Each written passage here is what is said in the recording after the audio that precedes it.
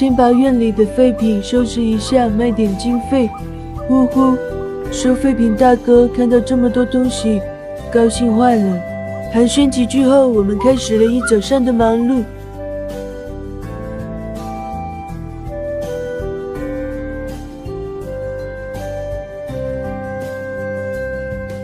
我们一直不停地往车上装。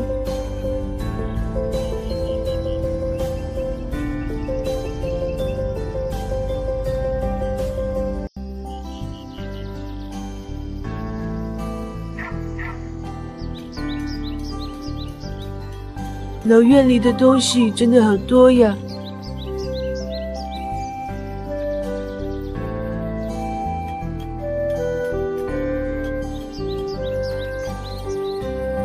还没到中午，收废品大哥的车就被我们装得满满的啦。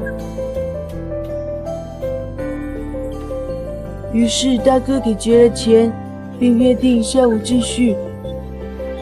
午饭后，收废品大哥早早的来了。这个东西收废品大哥估计有400来斤。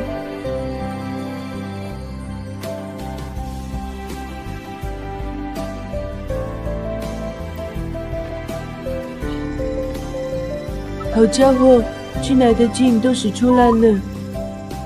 这个重量级的家伙上车都是个难题，还好有热心的街坊邻居搭把手，真是人多力量大啊。Hello， 大家好，我是大明。今天阳光明媚，风和日丽，是改造院子的好天气。昨天已经把院里的破烂给卖了，之前院里搭的棚主影响了里面的采光和视野。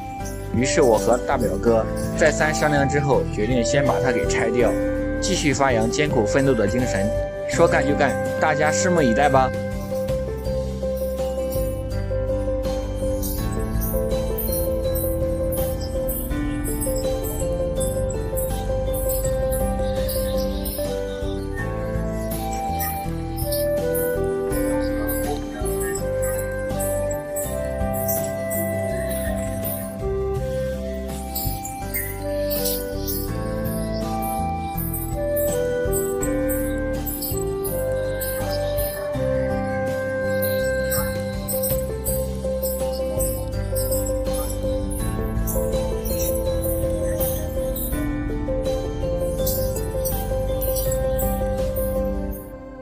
今天打算把偏房上的阁楼给拆掉，之前有考虑尽量不动它的原貌，但是因为老院长时间无人居住，年久失修，阁楼的顶也破破烂烂，隔层也因为长时间的漏雨，不断的往下面掉东西，所以我和大表哥考虑再三，决定先把阁楼上的顶给拆掉，想着后期在上面做个大阳台，或者搭个阳光房，晒个太阳，喝个下午茶，岂不是很惬意？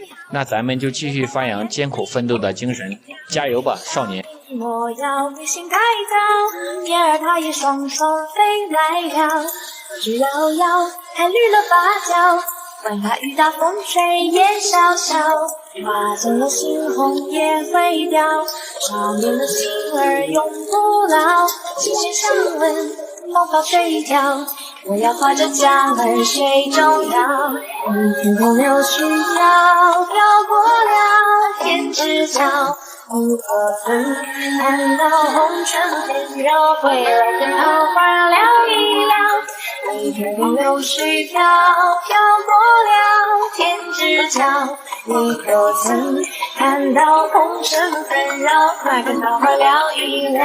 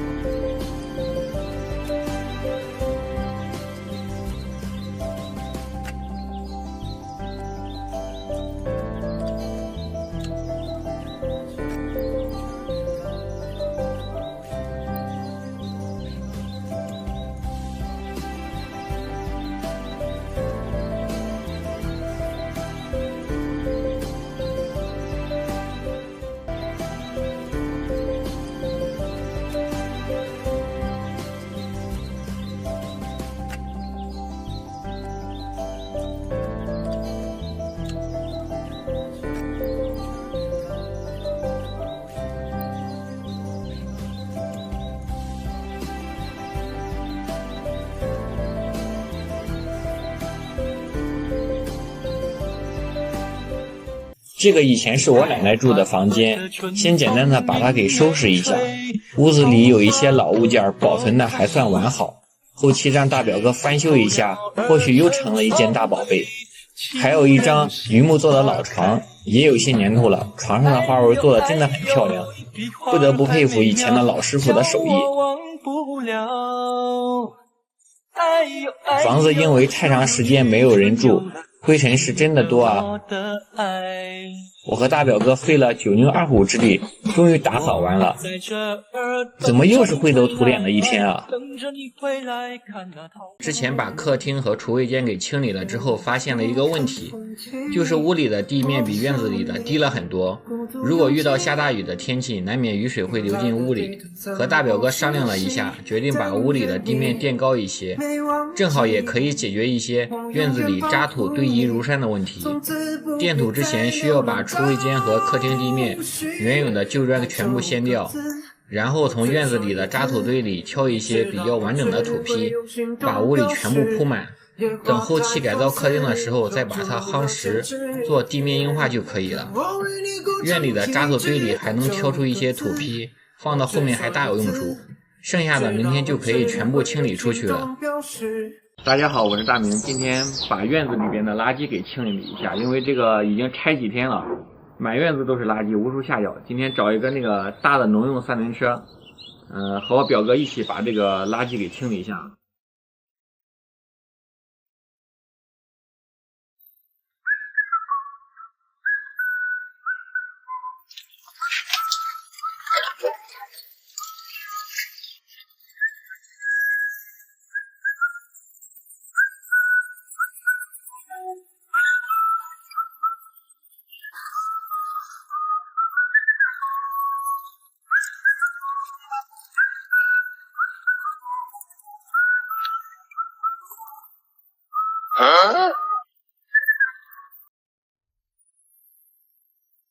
大家好，我是大明，今天又是元气满满的一天。就当时的一个那个播种车，种麦子、种玉米，前面套个小毛驴。前几天把院子里的建筑垃圾清理出去之后，本以为可以松口气了，可是环顾一周才发现，院子里放着很多从屋里翻出来不舍得扔的老物件。松木的柜子、榆木的老床、播种的篓车、盛水的瓮子和藏着陈年猪油的罐子，经过几十年的沉淀，猪油看着金灿灿的，虽然很诱人，但是还得把它给清理掉。像这样零零碎碎的东西很多，想要整理院子，还得重新搬回屋里，把院子给腾出来。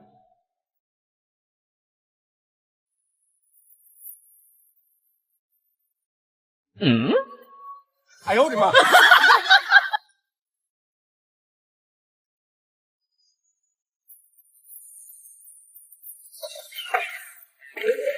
这是个好东西啊！后期我们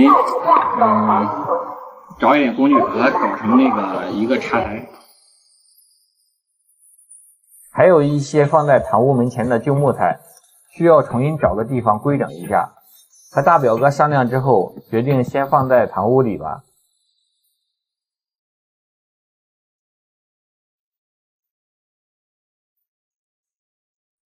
最后还发现一扇老门，真的很重啊！什么木材做的，还得再研究研究。不管了，先藏起来吧。对这种老物件儿，我真的是没有一点抵抗力啊。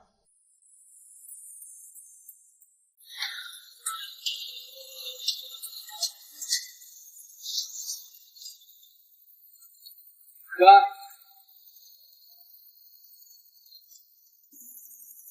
大家好，我是大明。院子里东西已经规整完了，地面上的旧砖也全部给掀掉了。今天去镇上租一套脚手架，和大表哥准备把这个经历过几十年风霜洗礼的院墙给修补加固一下。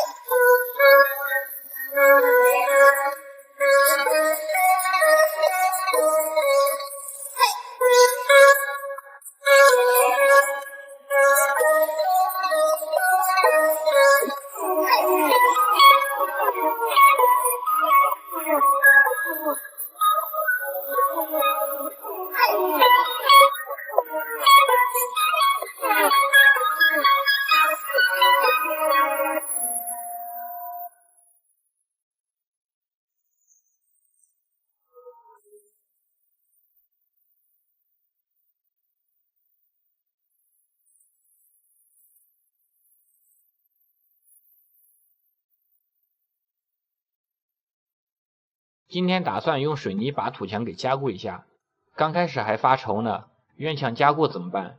因为我是从来没有摸过水泥。我说不行就找专业工人来做吧，可是表哥说只要思想不滑坡，办法总比困难多，立志要亲力亲为把小院给改造出来，所以还是要自己动手干。这是又给我上了一课。好在大表哥说他小时候有过砌猪圈的经验，看来我只能给大表哥打下手了。为了防止后期水泥脱落，需要把墙面老化的部分给铲掉，然后把墙面给打湿，提高墙面的粘性，让水泥更好的附着在土墙上。有小伙伴建议说用加固网，我和表哥先用上面的方法加固了一小块，试了试，效果很好，很牢固，所以就不用加固了。拌水泥我是有经验了，可是这要刮水泥，我还得向表哥学习学习。看着表哥糊水泥糊得那么起劲，我也按耐不住了，非要上手试一试。这老话说得好，师傅领进门，修行在个人。自己刮的和表哥刮的真的是没法比，一个细腻平整，一个高低不平，看着简单，干起来真不是那么回事。这才抹了一会儿，手腕就酸了。表哥的手腕估计也很酸吧，晚上买只猪蹄给表哥补一补。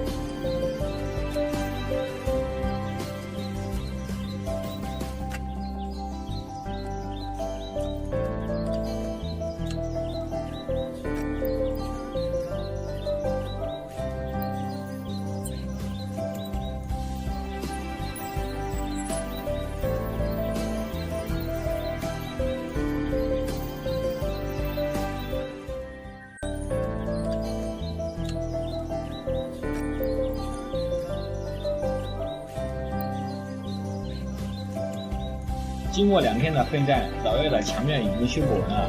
虽然很累，但是还是很高兴，因为老院又有了新的变化。最近村里的大喇叭一直在广播村里厕所改造的事情。在农村，小康不小康，厕所算一桩。厕所问题是城市面临的通病，在农村更是老大难的问题。咱们的老院子也不例外，几十年没有人居住，进水和下水都是问题。趁着村里厕所改造的进度还没有到老院子，我和大表哥商量了一下，先把院里的进水管和下水道给挖出来，等到后期厕所改造的时候就不用那么麻烦了。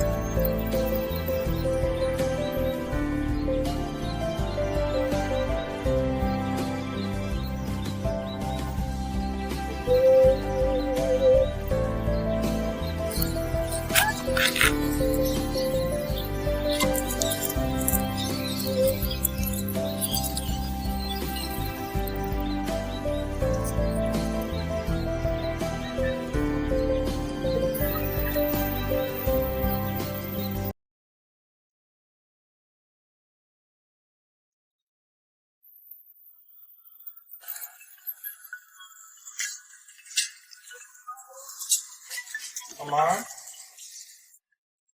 大家好，我是劳动节没有劳动的大明。首先给小伙伴们说声抱歉，让你们久等了。过了一个五一，偷了懒，整整5天没有更新视频，满满的负罪感。为了赎罪，今天我和大表哥只能拼命的干活来惩罚自己。之前在老院里挖出了很多红石头，想着怎么把它给利用上。环顾一圈，发现老院里墙根都是红石头砌成的，大概有半米多高的砖墙。于是我和大表哥决定在进入花园处砌个红石头围挡，整体和老院的房子更有协调性。再砌个小台阶，增加小院的延展美。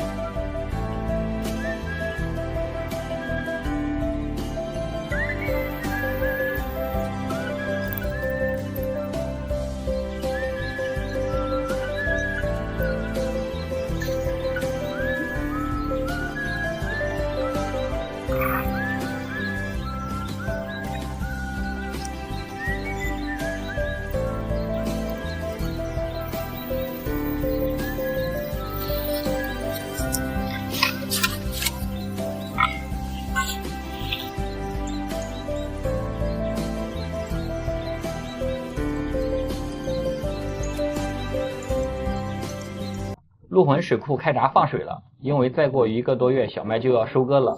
这个时候的小麦正处于灌溉期，对水的需求很大。村里各家各户都在忙着浇地，一大早就接到大表哥的电话，说去帮忙把小麦给浇了，再去老院干活。5月份的天气也真是奇怪，早上冷的羽绒服都翻出来了，可是到了中午热的穿了个短袖。难道这就是传说中的早穿棉袄午穿纱，抱着火炉吃西瓜？今天准备给老院来个大变样，按照最初的想法，把老院子改造成徽派建筑青瓦白墙的风格。青瓦倒是有了，就缺白墙了，所以今天就是要把老院的外墙也给刷成白色。想让院墙变白的方法无外乎3种：喷、刷、刮，但是材料却有很多种，石灰膏、真石漆、墙面漆或者外墙涂料，让人选得眼花缭乱。和大表哥商量之后，选择了操作简单又省劲的外墙漆。可是试了一下，也许是因为方法不对，或者是墙面不够平整，喷出来的效果很不理想。于是又去镇上买了外墙涂料，既便宜又防水，刷到墙上白花花的，效果杠杠的。大表哥一鼓作气把整面墙都快刷完了，眼看都没有我发挥的余地了，趁着大表哥去厕所的空档，赶快抢过滚刷。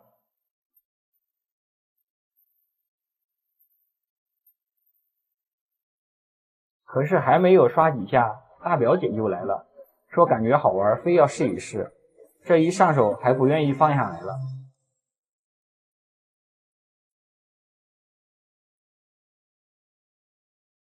看着表姐越刷越起劲儿，心想自己又可以偷个懒了。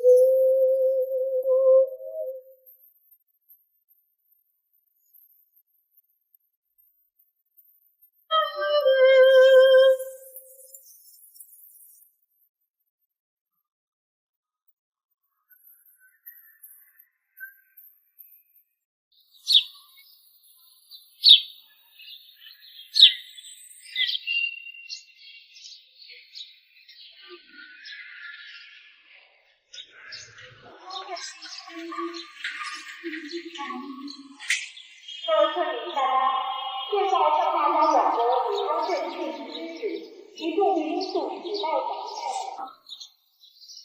我们明白，虽然好过出下镇汛因素大马等及服务等。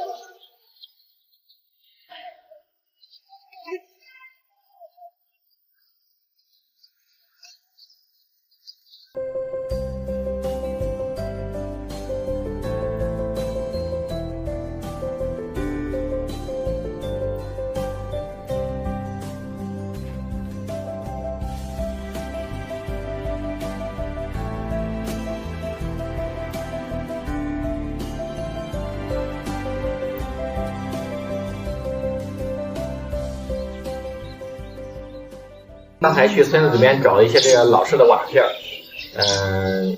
特别是这种就是房檐上专用的滴水瓦，然后还找了一些这样，你看它两种的区别是不一样的，就是这个堂屋上面这个滴水瓦有的破损，然后等一会儿我们用这个新找的把它给更换一下。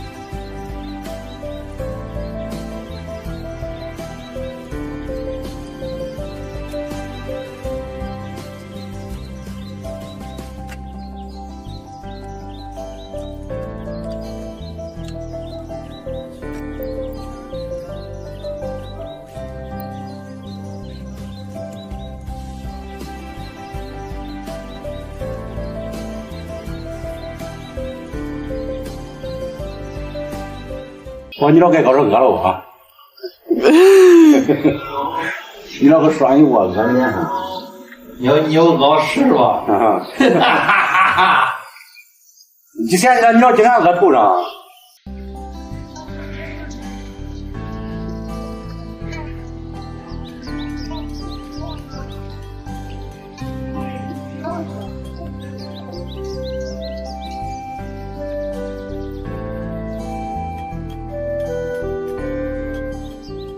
大家好，我是大明，今天准备把通往2楼平台的楼梯给搭建一下。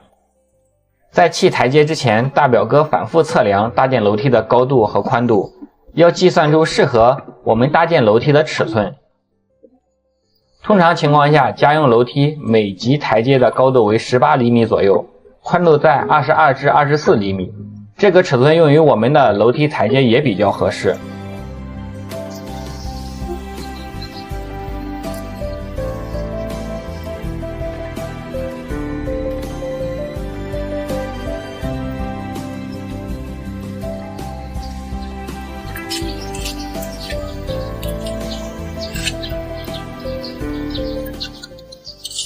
我们搭建的楼梯不是很高，而且是在2面墙之间，所以搭建成实心是最省事的。方法是用之前拆阁楼留下来的土块填充在楼梯底下，经过浇水夯实后，把台阶一级一级的砌在上面。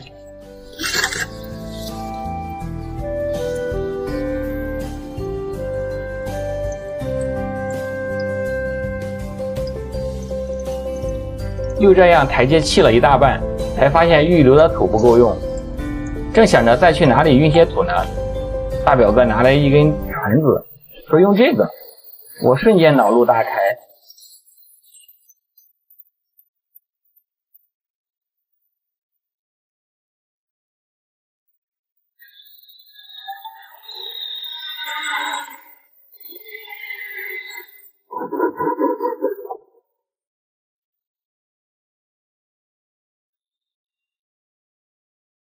搭建楼梯正常都是用混凝土和钢筋做的主体结构，但是我们已经砌了一半了，距离2楼平台的台阶也没剩下多少台阶了，索性就用废旧的木材做个主体结构吧。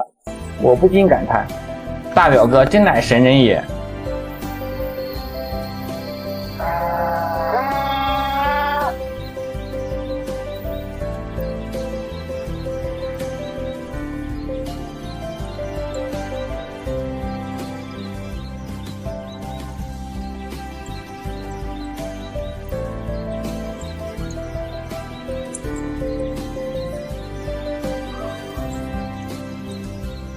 楼梯砌好了，小朋友第一个上去体验了一把，这样用废旧砖头砌的楼梯，是不是也有一种别样的美？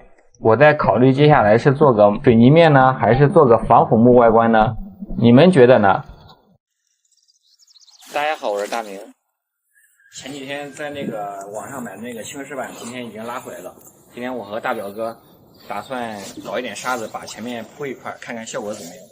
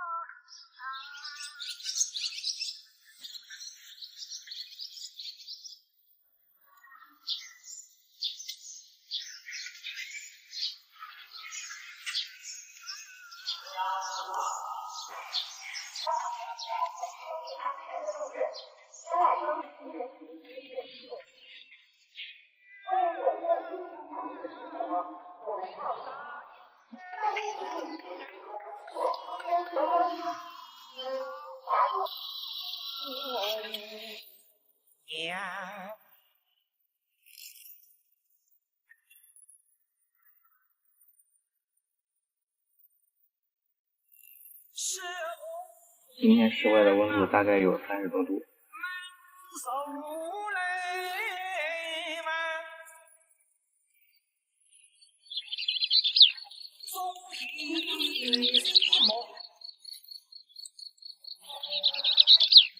今天天真的很热，5月份的天气比7、8月的还热。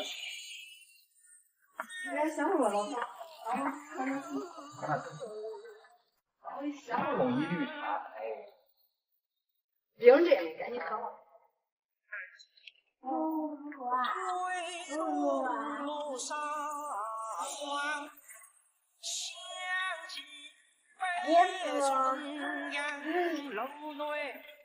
分离乡，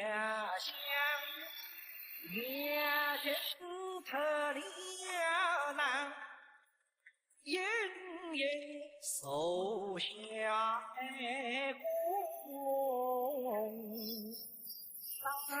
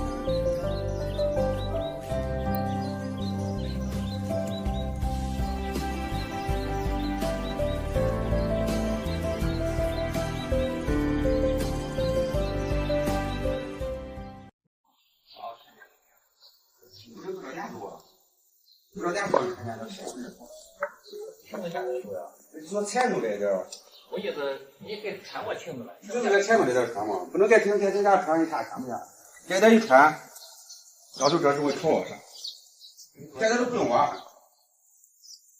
特别高，这点天一踩就用好了。这点水高再往那儿流嘛。乌藤老树昏鸦，小桥流水人家。一个有灵气的院子，肯定是少不了鸟语花香和亭台水榭的。和大表哥商量在院子里修建鱼池和凉亭的计划，今天终于要实现了。挖个池塘养鱼，还要修一条潺潺流水的小溪，让小溪里的水穿过亭子，再流进池塘里，把小院改造成真正的小桥流水人家。把鱼池的基础形状挖好后，接下来就可以铺土工布和防渗膜了。可能有小伙伴要问，为什么要铺土工布？那是因为大表哥考虑的周到，担心防渗膜直接接触地面，土里尖锐的石子会把防渗膜给扎破，所以建议小伙伴们在铺防渗膜之前，可以先铺一层土工布。表哥刚才去镇上把这个在网上买这个过滤器取出来了，这个之前没有装过，都没有经验，然后下一步我们就是要把这个院子里边这个鱼池给改造出来。在网上买的防渗膜收到后一直没有拆开，今天准备用的时候才发现尺寸严重不足。记得下单的是5×16米的，现在测量却是5×4米的。找客服咨询后了解到，原来店家是按平方卖的，我以为是按米卖的。如果重新购买，路上又要耽误3-5天。唉，郁闷。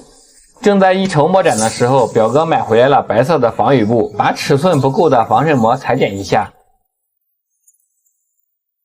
铺在土工布上，就当又做了一次防护。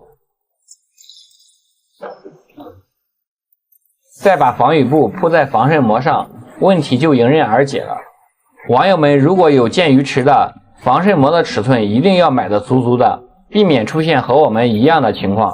防渗膜铺好之后开始放水，看看有没有漏水的地方，没有的话就可以给鱼池做装饰了。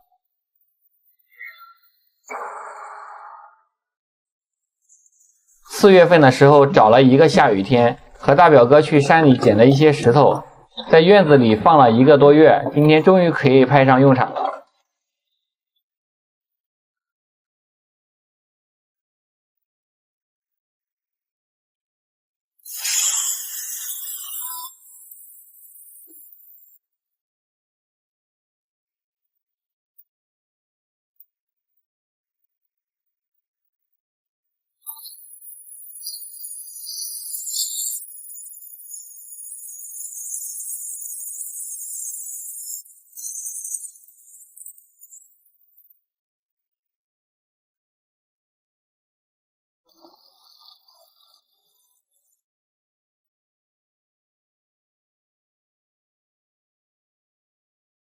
石头刚摆了一半，发现了一个大问题，难道明天要返工了？这个问题你们发现了吗？大家好，我是大明。上次说到鱼池修了一半，发现了一个严重的问题，需要重新返工。有网友说是排水问题，不是的，返工是因为小溪坡度挖的有点深，鱼池放完水之后，水面高度超过了小溪。这样一来，小溪的水与池塘形成不了循环，有道是挖池10来天，拆掉一瞬间，所以只能把小溪回填一些土，垫高一些。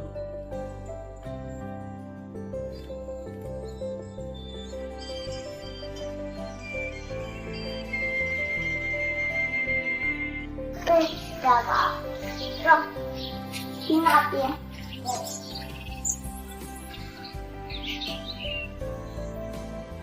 按步骤铺上土工布、防渗膜和防雨布，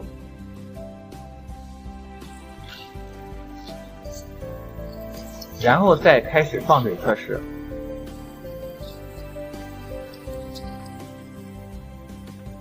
小溪的水这次很顺利地流进了鱼塘里，把防雨布的边角整理一下，就可以摆放石头了。这次放石头之前，我们又多了一道工序。为了防止石头压迫雨布，我们又在上面铺了一层土工布。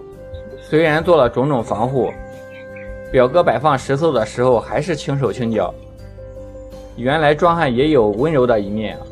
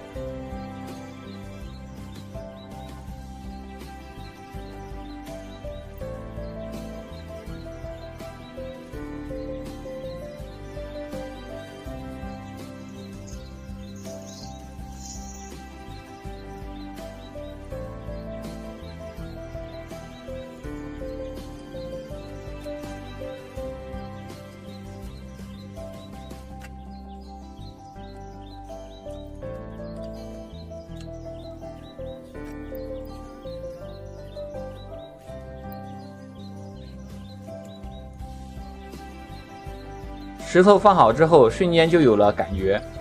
把多出来的防尘膜给裁剪掉，沿边再盖上一些土，随后就可以种植一些适合水边生长的植物了。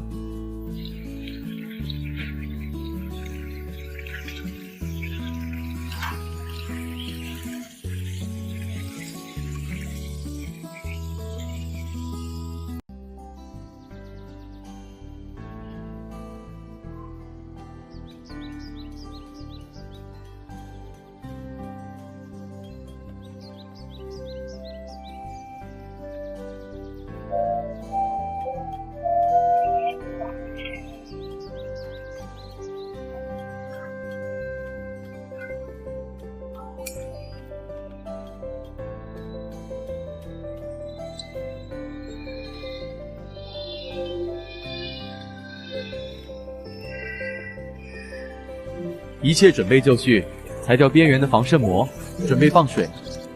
午饭后，池水放满了，石头哪去了？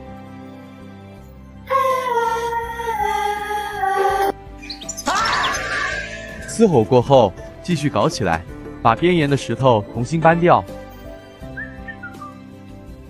由于边沿不够平整，导致石头滑落，需要重新把边沿修整平坦。大表哥一马当先，卷起裤脚就下池里了。大石头把防雨布砸烂了一小块，还好只是破了一层，把雨布错开修补一下问题不大，只是可惜了这一池子的水。关键时刻，大表哥总是能力挽狂澜。室外温度38、9度，表哥此时却钻在更加闷热的雨布里，我心潮腾涌，半晌心里都是感激和钦佩。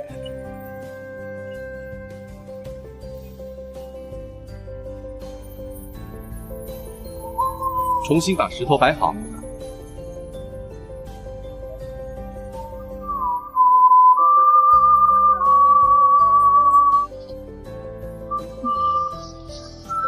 虽然来来回回不少折腾，好赖结果还是美好的。你听。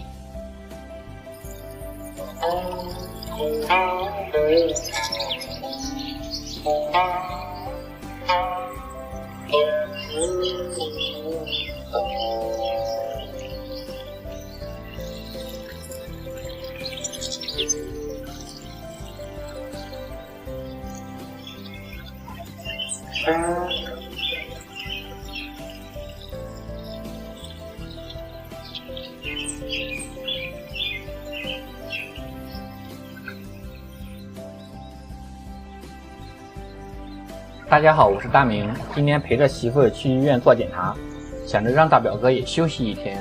可是回来之后发现院子里干净整洁了许多，从发小家移回来的月季花也被种上了，休息室的纱窗也换上了。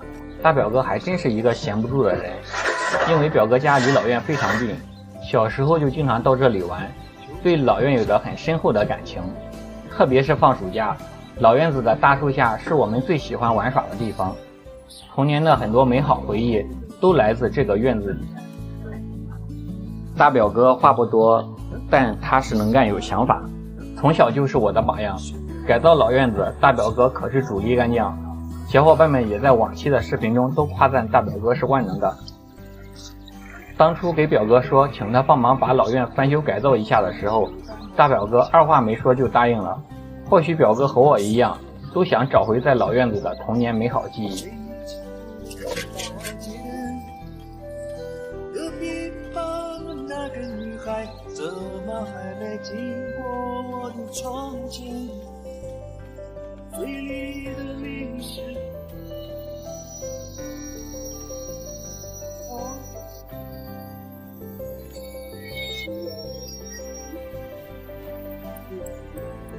做了一遍，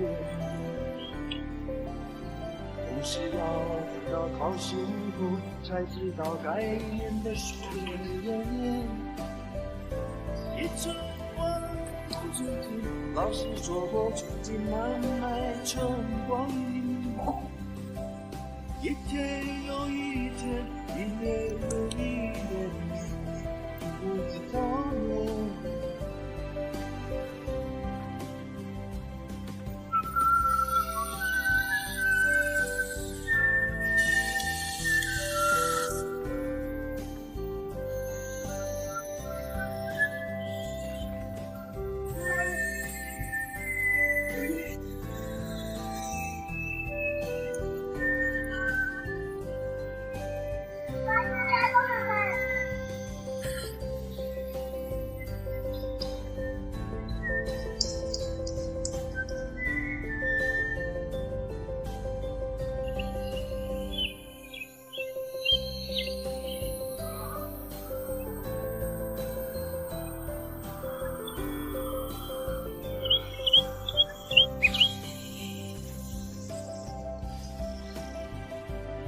大家好，我是大明。表哥和我平时在生活中都喜欢和朋友一块儿喝茶聊天。老院里的鱼塘建好后，朋友们得到消息都来参观，都说有了这么漂亮的鱼塘，却少了一个能喝茶赏鱼的亭子。群众的呼声这么高，我和表哥肯定不能无动于衷啊！说建就建，确定好凉亭的位置，量好尺寸，把埋柱子的坑挖好，就可以开始搭建凉亭了。本来打算用之前拆阁楼留下来的旧木材搭建凉亭，但是因为旧木材长短不一，尺寸不够，所以无奈选择放弃。和表哥再三商量后，决定用镀锌钢管搭建一个另类的钢铁凉亭，操作简单，结实耐用。刚才费了很大劲把这个钢板给切开，然后现在把这个钢板焊到柱子上，然后当做一个底座。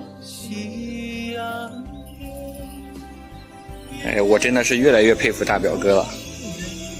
我没想到他连这个电焊都会。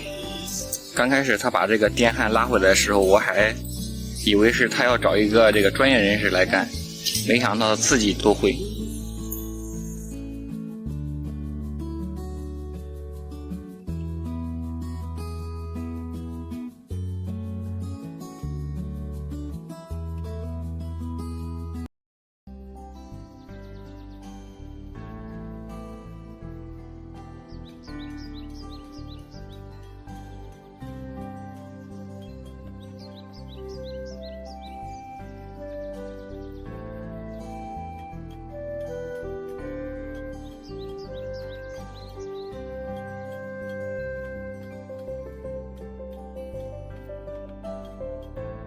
傍晚的时候，小舅下班路过老院，看到我们正在焊接框架，二话不说就接过表哥手中的工具就干了起来。一边干一边还不忘给我们传授经验，怎么找焊点，怎么能焊得结实牢固。不过这师傅领进门，修行还得靠个人。本来我们要干一天的活，小舅2个多小时就干完了。不愧是电工出身的老师傅，经验就是丰富。看来以后我们还得多向小舅请教学习呢。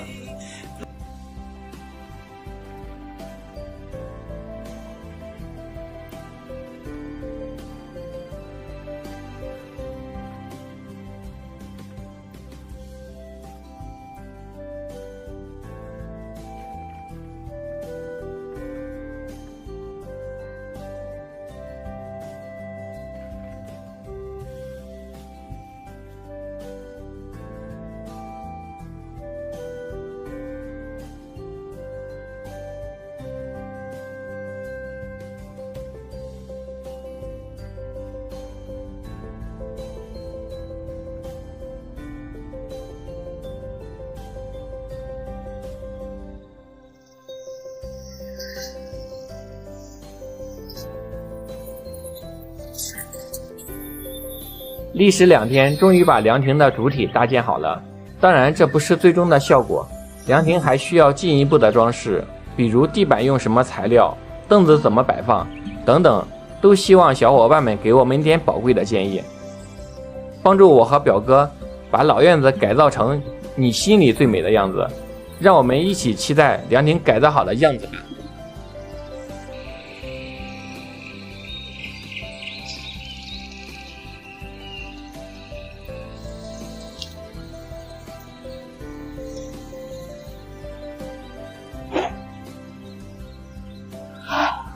大家好，我是大明。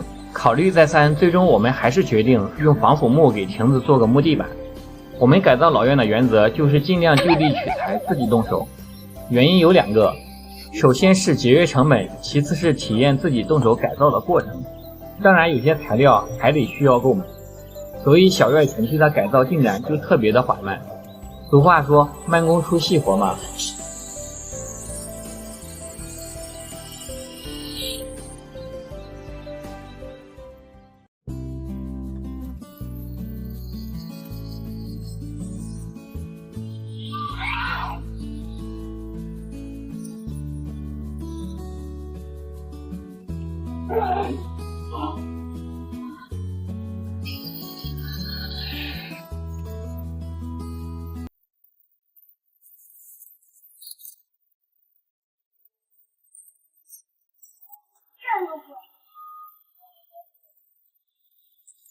今天铺设地板没有太大的技术含量，主要是柱子的边角费了一些时间，其他的地方很快都铺好了。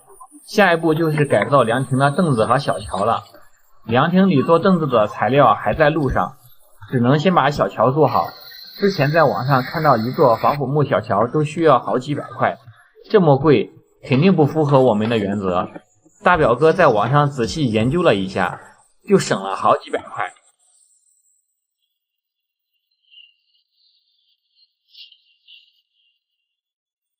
找一根拆下来的旧船子，截成相等的3段，做小桥的梁，在上面刷上木蜡油后，您还别说，质感立马不一样了。说这是黑柴木，也会有人相信吧？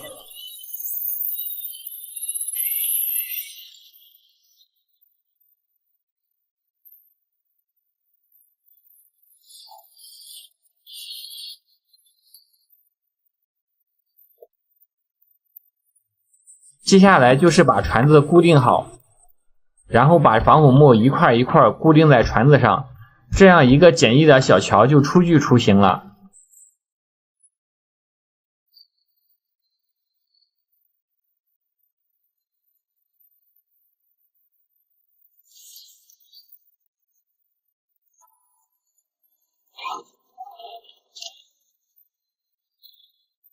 到这里，小院就有那么一点小桥流水人家的感觉了，怎么样，还不错吧？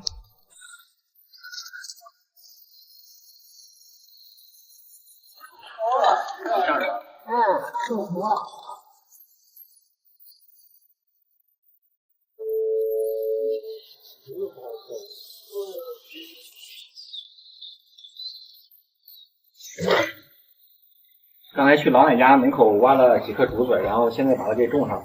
然后平时都种竹子的时候，都因为它这个根系比较发达，种的时候在家种的时候都会先砌一个池子，然后我们这个也不用砌了，因为旁边是鱼池，那边是墙，种上看看能活不能。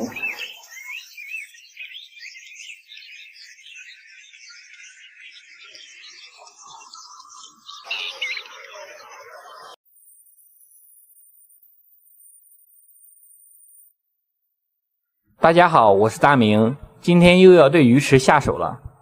自从院里的凉亭建好后，越发感觉之前挖的鱼池太小，没有灵气。有粉丝留言说，这座钢铁凉亭和老院子的风格不太协调。在我和表哥看来，最不协调的就是鱼池太小，而且漏水，每天鱼池里的水都会少一些，所以鱼池必须重新返工。希望这也是最后一次返工吧。还有个让真大的鱼，你下去这小鱼也要钓。你快来我打你！谁快来？你我咋快来？你钓鱼游泳，不叫我游泳。游泳不是很游吗？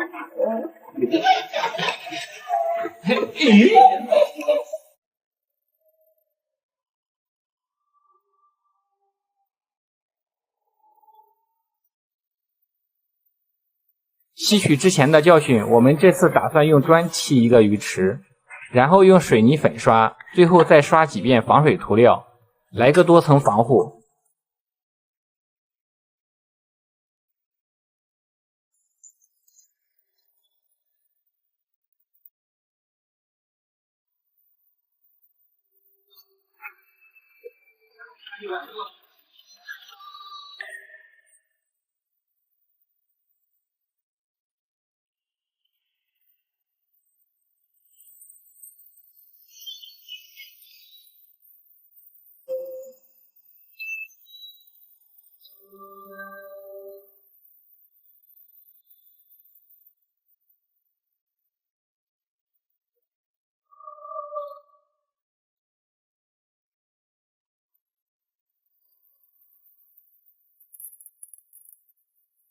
鱼池砌好后，就开始准备粉刷了。这道工序是非常关键。虽然说我和表哥都会，但是半路出家的和尚经还是念不好。所以为了做到万无一失，必须得请老将出马。这次请的是在村里砌过几十个蓄水池、经验丰富的三舅来帮忙。三舅接到电话就来了，没想到他的几个老伙计也跟着过来看热闹，都想看看这位老将的手艺比当年有没有倒退。老院里很久也没有这么热闹了。刷几遍，就是呀，一年一年的多，你说那多刷2遍呢，到时候你标题了，也多刷。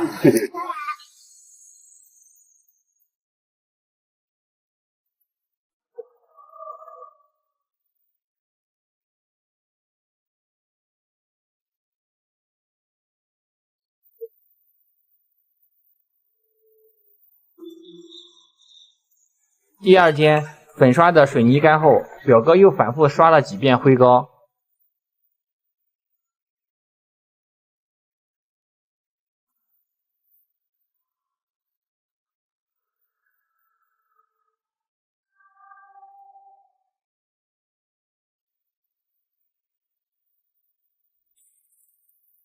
最后再刷上3到4遍防水涂料。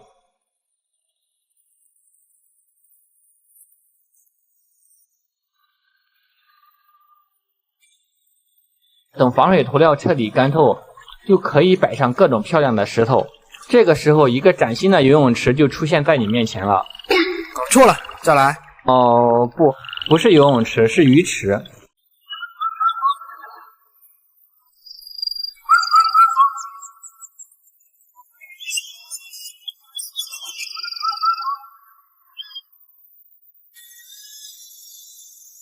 大家好，我是大明。前几天一直在重新改造鱼池，也没有顾得上把装饰凉亭的材料从镇上取回来。今天取回来，继续装饰凉亭没有完成的部分。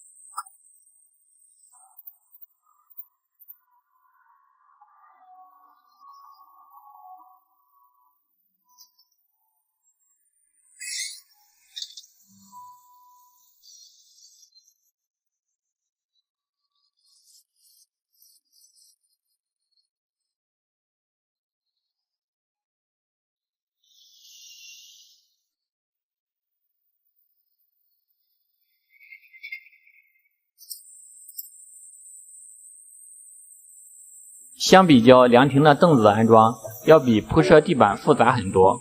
我们也是在网上查看了很多视频和资料，才知道它有个好听的名字，叫做美人靠。美人靠也叫飞来椅，学名鹅颈椅，是一种下面铺设条凳，上面连接靠栏的木质建筑。因为向外探出的靠背弯曲似鹅颈，故得此名。它优雅曼妙的曲线设计合乎人体背部的轮廓，靠坐着十分舒适。通常建于回廊或亭阁围栏的临水一侧，除了休憩之外，更兼得凌波倒影的乐趣。小院虽然没有美人凭栏依靠，遥望外面大千世界的繁华与热闹，但是却可以邀请3、5好友围坐在凉亭下，观鱼赏花，听雨喝茶，享受雨后片刻的宁静和惬意，这也是一种很不错的体验。闲话间，大表哥已经汗流浃背的把凳子安装完毕，再把草帘装上，诗情画意的感觉瞬间就出来了。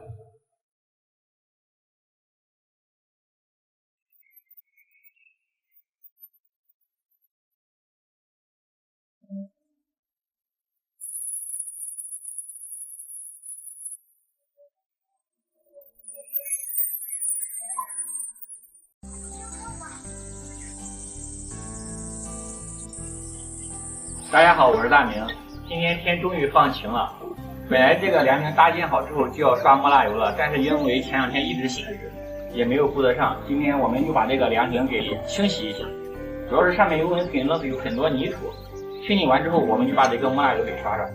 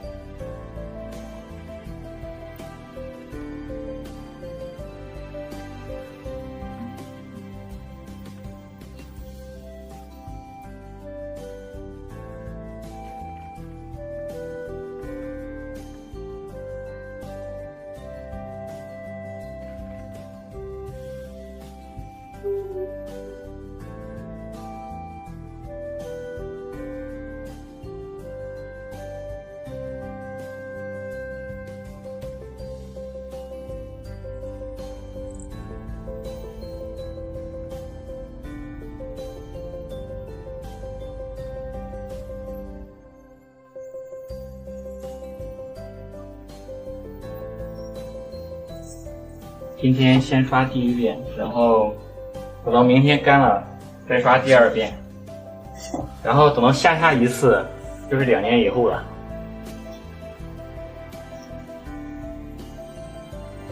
这个刷完之后看着的确挺漂亮的，然后颜色也看着漂亮，然后也比较有亮度。这个我估计等干了之后更漂亮。然后今天刷第1遍。明天干了再刷第2遍，到时候看一下最后的效果什么样子。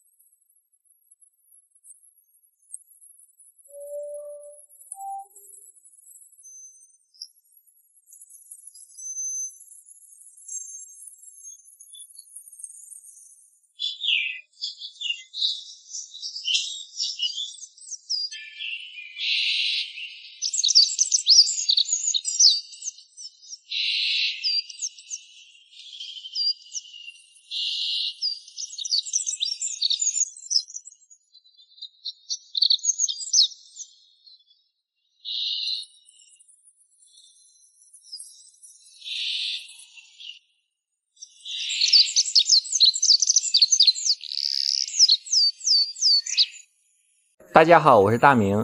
最近这段日子，我的家乡河南遭受了巨大的洪水灾害，让我真真切切地感受到灾难离我们是那么的近，在灾难面前人类是那么的渺小，同时又感受到生在中国是何其幸运。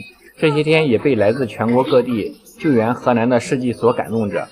在这里，我和表哥非常感谢来自全国各地的朋友对河南的援助和支持。我们相信风雨过后总会看见彩虹，河南加油！今天和大表哥用3轮车拉了一车土，把院子西南角垫高了一些，准备打造一个小花园。又紧挨着墙角砌了一个简易的花池。本来打算种竹子的，但看到之前种的几棵竹子，在我们每天精心呵护下，还是从绿油油变成了金灿灿，心里很失望。那只有等到适合它的季节，秋季到来的时候再种吧。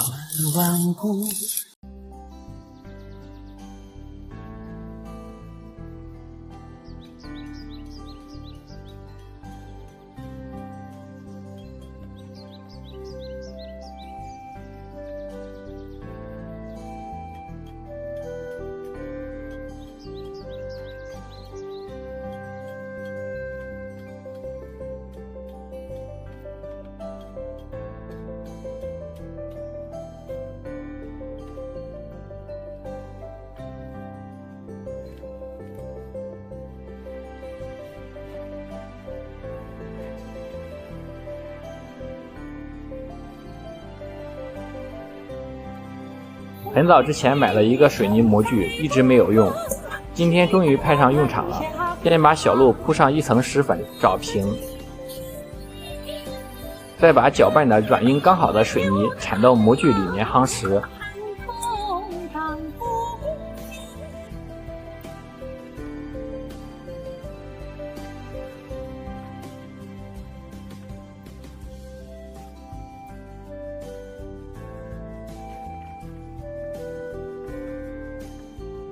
等水泥稍微定型，就可以把模具取下来。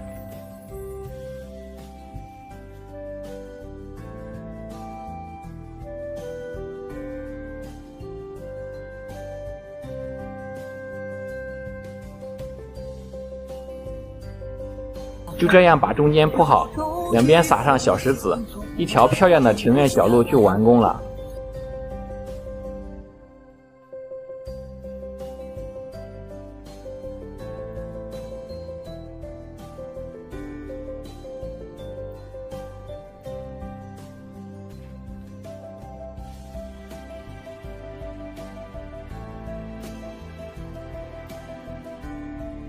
大家好，我是大民，今天教大家如何利用这个防腐木做一个简易的这个木质花箱。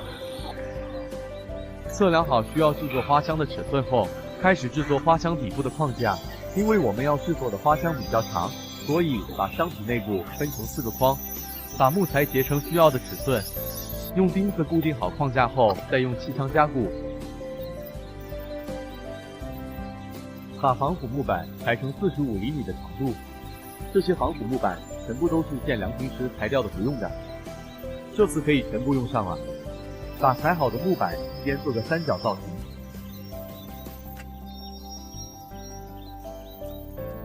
给花箱刷上防腐木漆，增加它的寿命。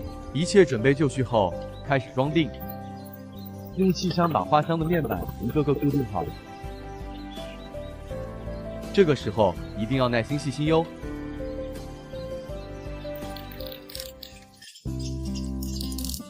有没有比我这个还要长的花箱？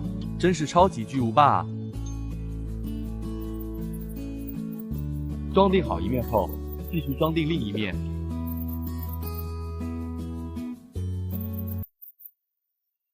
听着气箱工作的声音，真是得劲。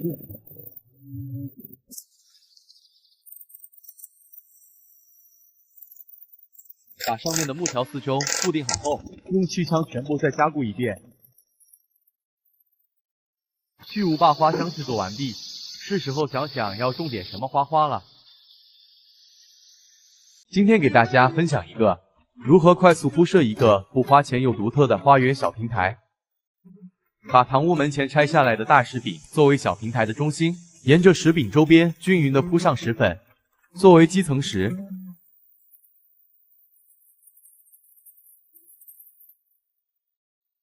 把石粉均匀铺开之后，将不要钱的旧砖块沿石饼纵向铺设。旧砖块和大石饼要保持一样的高度哦。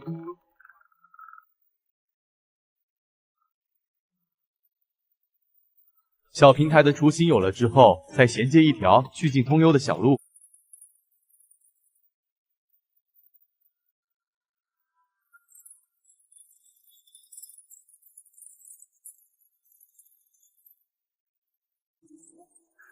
给青砖边沿横向围上一圈砖块，修个边，这样会更加整齐牢固一些。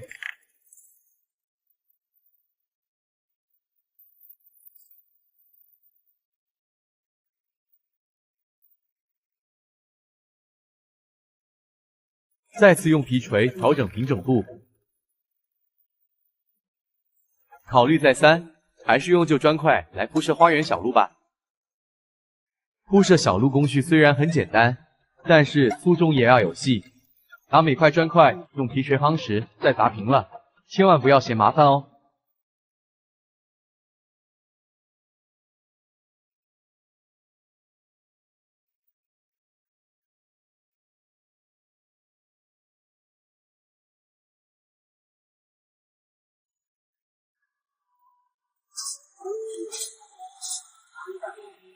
翻一些水泥浆，灌入砖缝之间。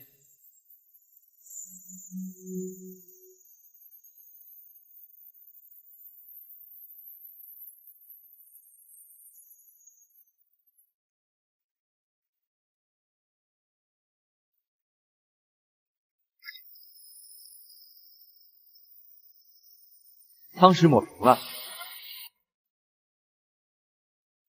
没想到用旧砖块铺成的花园平台小径还蛮别致的，不错哟，是我喜欢的风格。